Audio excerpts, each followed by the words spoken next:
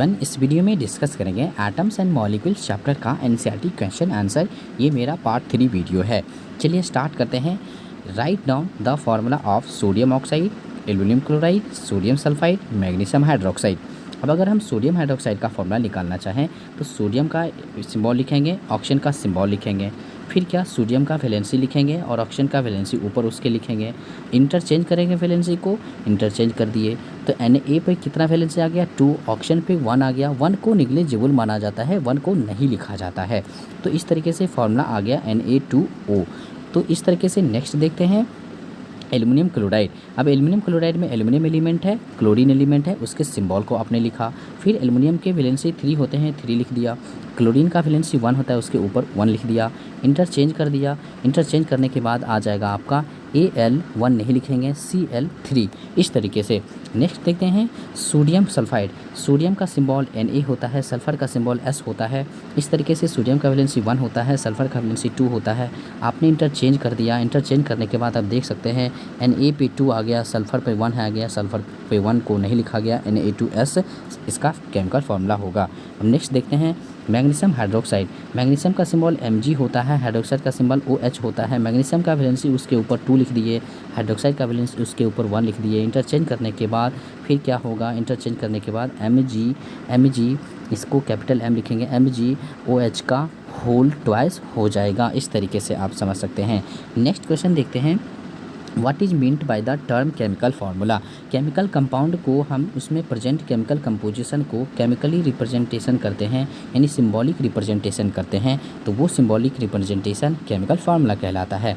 जैसे अगर वाटर एक केमिकल कंपाउंड है, इस वाटर में हाइड्रोजन भी है, ऑक्सीजन भी है, इसको सिंबल के फॉर्म में उसको दिखाते हैं H2O, तो ये H2O इसका केमिकल फार्मूला होगा। यानी किसी भी केमिकल कंपाउंड के उसके सिंबल के फॉर्म में रिप्रेजेंटेशन करते हैं तो वो सिंबॉलिक रिप्रेजेंटेशन केमिकल फार्मूला कहलाएगा। इस तरीके से जैसे हम देख सकते हैं CO2 carbon dioxide. Carbon dioxide एक केमिकल कंपाउंड है जिसमें कार्बन और ऑक्सीजन है, उसके सिंबॉलिक रिप्रेजेंटेशन के फॉर्म में दिखा रहे हैं कार्बन डाइऑक्साइड को, तो ये सिंबॉलिक रिप्रेजेंटेशन ही कार्बन डाइऑक्साइड का केमिकल फार्मूला कहलाएगा। इस तरीके से आप समझ सकते हैं। नेक्स्ट क्वेश्चन पे चलते हैं। How many atoms are present in H2S molecules and phosphate ions में। जैसे H2S मॉलिक्यूल्स में कितने total number of atom present हैं, तो हाइड्रोजन का यहाँ पे 2 एटम है, सल्फर का यहाँ पे 1 एटम है, टोटल काउंट कर लिए 3, यानी H2S मॉलिक्यूल्स में 3 टोटल एटम है।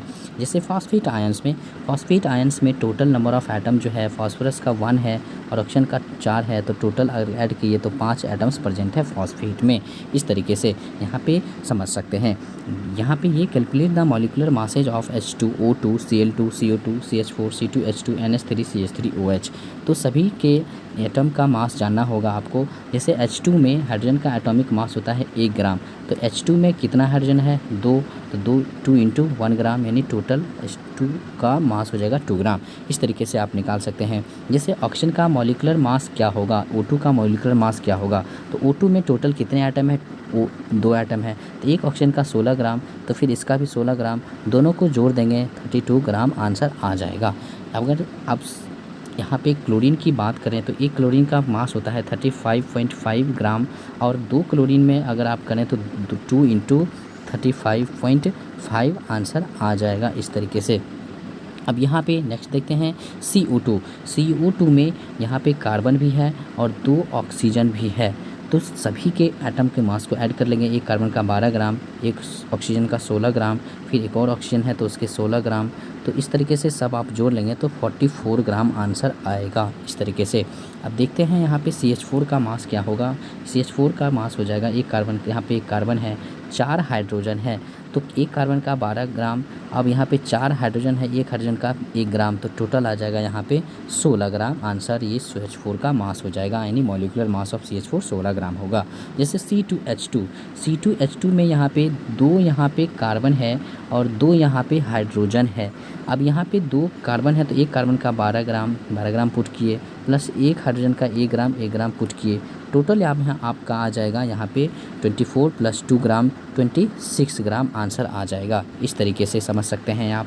NH3 में एक नाइट्रोजन, NH3 में यहाँ पे एक नाइट्रोजन है, 3 हाइड्रोजन है तो यहाँ पे एक नाइट्रोजन का 14 ग्राम होता है, 3 हाइड्रोजन है तो एक हाइड्रोजन का 1 ग्राम 3 इंटू हो गया, तो यहाँ पे 17 ग्राम आंसर होगा NH3 का मॉलिक्यूलर मास। अब लास्ट देखते हैं CH3OH। CH3OH में एक कार्बन का यहाँ पे एक कार्बन है, यहाँ पे टोटल 4 हाइड्रोजन है और 1 ऑक्सीजन है, तो एक कार्बन का 12 ग्राम हो जाएगा, 4 यहाँ पे लिख देंगे, एक हाइड्रोजन का 1 ग्राम प्लस एक ऑक्सीजन का 16 ग्राम, टोटल यहाँ पे जोड़ेंगे आप तो 12 यहाँ पे 4 16 16 16 यहाँ पे 32 यानी 32 ग्राम आंसर हो जाएगा।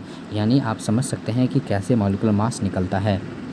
कैलकुलेट द, यहाँ पे देख सकते हैं calculate the formula unit mass is ZnO Na2O K2CO3 given atomic mass, यानी एटॉमिक मास भी आपको दे रहा है। तो Zn का एटॉमिक मास, सोडियम का एटॉमिक मास, पोटासियम का, कार्बन का, ऑक्सीजन का, सबका दिया हुआ है जो कि यहाँ पे सब एलिमेंट यहाँ पे प्रेजेंट है। तो अगर ZnO की बात करें यहाँ पे तो एक Zn का जो यहाँ पे मास देखिए 65 है तो 65 U लिख दिए, प्लस एक ऑक्सीजन का 16 U होता है तो लिख दिए, टोटल आप ऐड करेंगे तो 81 आ जाएगा, यानी 81 U जो है ये ZnO का मॉलिक्यूलर मास यानी फार्मूला यूनिट मास होगा।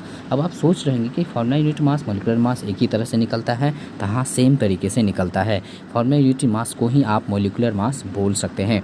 चलिए स्टार्ट करते हैं अब यहाँ से। नेक्स्ट Na2O में देखिए एक सोडियम का जो है, एक सोडियम का यहाँ पे 23 U होता है और 2 सोडियम है तो 2 इंटू हो रहा है, एक ऑक्सीजन है तो 16 यहाँ पे 16 U लिखे हैं, टोटल जोड़ देंगे तो 62 U आ जाएगा। U यहाँ पे AMU है जो कि एटॉमिक मास यूनिट का ये भी सिंबल होता है।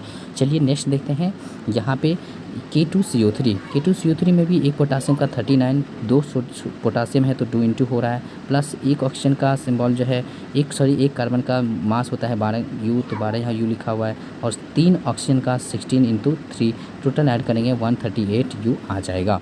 इस तरीके से भी आप समझ सकते हैं। लास्ट क्वेश्चन डिस्कस करते हैं। If 1 mole of carbon atoms weight 12 grams, यानी 1 मोल कार्बन एटम का मास 12 ग्राम्स होगा, आप जानते हैं, तो एक एटम का मास, एक कार्बन एटम का मास ग्राम में कितना होगा? बहुत ही सिंपल है, आप यहाँ से समझ सकते हैं। आप देख सकते हैं यहाँ पे कि 1 मोल कार्बन एटम्स का मास जो होगा, 1 मोल कार्बन एटम का मास जो होगा वो 12 ग्राम होगा। मतलब ये कह सकते हैं आप कि 16.022 10⁻23 कार्बन एटम्स का जो मास होगा वो 12 ग्राम होगा। तो इसलिए एक एटम का मास कितना होगा? तो 12/6.022 10⁻23 होगा ना। तो इस तरह से इसको जो आप सॉल्यूशन करेंगे तो आपको आ जाएगा 1.99 10⁻23 ग्राम आ जाएगा। फिर से समझें, यानी 1 मोल मतलब क्या? 1 मोल मतलब 6.022 10⁻23 कार्बन एटम्स, तो इतने कार्बन एटम्स का मास 12 ग्राम। तो इसलिए एक इसमें से इतने कार्बन एटम्स में एक कार्बन एटम का मास कितना होगा? तो 12 ग्राम डिवाइडेड बाई इतना वैल्यू, इतना डिवाइड हो जाएगा 6.022 10⁻23। इसका सॉल्यूशन करेंगे आप तो आपका आंसर 1.99 10⁻23 ग्राम आ जाएगा। आई होप कि आपको समझ में आया होगा कि ये कैसे बनता है, और आपको ये समझ में भी आएगा कि बहुत ही ईजी क्वेश्चन होते हैं। Thank you so much video देखने के लिए।